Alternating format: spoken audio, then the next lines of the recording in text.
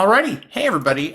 With this video, we just want to talk about just how easy it is to import your content within Wayground, right? So oftentimes when we talk about this, teachers might ask, or educators in general might say, hey, okay, well, I have this really good content, but why do I need to put it into the platform? So there's a couple of really unique ways that we can tackle that. And it also shows that, teachers have really good material that maybe they've been using for 5, 10, 15, 20, 25 years that has value, but then this also gives it kind of a modern refresh that we can kind of use to approach our students in a new and engaging way. So real quick, just want to call this out. For example, let's go into create here. One thing that we've seen that districts really like to do is when it comes to standardized testing time, state testing time, teachers, educators will go to their state Department of Education's website. They'll pull down some PDFs that align with what students might see on that test, PDF, digital or paper version of that so they can practice. But what you can do is take that, upload that into Wayground, and then get some really good assessments or content to practice with your students so that they are ready to go. The same could be said if you had a study guide that you used for the last year and you want to build out some additional practice activities, you could do that too. So for example, I'm just going to go ahead and upload one from my device here, and I should have, let me see, I think we have some star. Here we go. So here is just an algebra. If you're looking on my screen, this is the Texas STAR test on algebra. It's a paper sampler they use. I'm going to go ahead and just upload this into the platform, and you'll notice I can say, okay, I'm going to align it with math, and we know that was algebra 1, so that would be 9th grade. I'm going to generate my quiz, and right now, based on that, I can have my students take this digital version of it that will align with what they can expect on the STAR test down in Texas. Same could be said if I'm in Illinois, I could do that with an IAR. And again, you could do this with any of the 50 states and the states they're testing that they do, right? So again, just wanted to call this out. Depending upon how big that PDF is, you might want to cut it down in certain instances to make it a little bit more manageable. It can take a little bit of time, which you're seeing in a little bit, but again, not a big deal here. Now, here we go. We have a 19-question assessment that goes along with that Algebra 1 STAR standardized testing, state testing that they do down in Texas. So again, you'll see some images were also brought in and imported, and then you can go ahead and make edits to it as you see fit. But wanted to call that out. You could do this in a variety of ways as well. The other really unique thing is in our passages. So for example, you can search our library, you can generate a passage, have the AI cite sources for you if it's a nonfiction passage, but you can also bring your own.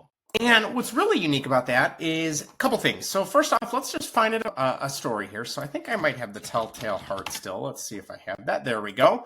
Do some Edgar Allan Poe. So here's just a passage on Telltale Heart that I had when I was teaching. First off, I can have that. My students will access it. Then when they do this activity, they can do annotations, they can highlight, they can jot down some information to help them remember certain components. But I can also go over here and tell the AI to say, hey, go through this PDF, read through the story, and then generate some questions for me, right? So again, they have the passage, they can do their annotations, and now the AI can generate questions. And as the teacher, I can go in and make changes. I can remove questions, add questions. It's really totally up to me. I'm not beholden to the AI. It's just a mere suggestion and a collaborative tool, right? The other cool thing is while it's generating those questions is we've recently rolled out the fact that you can also add additional passages. So if you wanted to have a set where then you develop questions for students to compare and contrast, we could do that. So for example, maybe I want to add another story that I have here, which I believe is The Cask of Amontillado, which is another Edgar Allan Poe story. And again, I can add that. So now my students will be able to flip back and forth.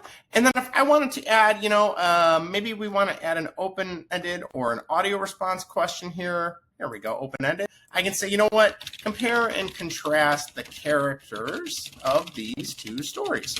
And voila. And then I can even take it a step further and enable the AI to generate an answer. I can copy and paste my own answer or a rubric and go from there. So again, multiple ways you can generate content within Wayground, but what's great is you can import your own resources. The last thing I want to show is if you have presentations that you use for whether it's a lecture or introducing new content to your students, you can import your old slides or PowerPoints, and there's something really unique about this. So I'm gonna go ahead and import from Google Drive here. Let me get in here, line this all up. And I used to teach ancient Rome. So we'll do ancient Rome here. It should be still in here. There we go. And you might be wondering, okay, why is it a big deal? I can present this on my board without having to go and import this into Wayground, right? But the reason for this is the Wayground AI will go in and figure out where would there be good spots to add in checks for understanding. So you can gauge how is your lesson going? And more importantly, you can get real-time data on the teacher's perspective to see how things are going. So we're going to go ahead and hit import. And again, it's going to go through my presentation. It's going to go through my YouTube embeds and videos that I already have in here. It's going to look at my images, and it's going to generate questions where I can stop my lesson and do checks for understanding. So right off the bat, slide 2, here's a question based on my meme here about Romulus and Remus. And then you'll see here, it generates another slide with the question. So as I'm going through my notes with the students, when I get to this question pops up on their screens. And then on the teacher side of things, I get really good data to see how are they answering it, so I can see, did they understand that concept? Did they understand that video? And again, just like with AI or with anything else, I can change it, I can edit it, I can remove it with a click of a button. It is really all up to you. The AI is merely just a collaborative tool. It is not the end-all be-all, and we know how important teachers' creativity can play in impacting students and generating really good content and lessons for them. So again, just a few different ways you can import your own resources into Wayground and make some really engaging, really fun, and really interactive content for your students. All right, thanks so much.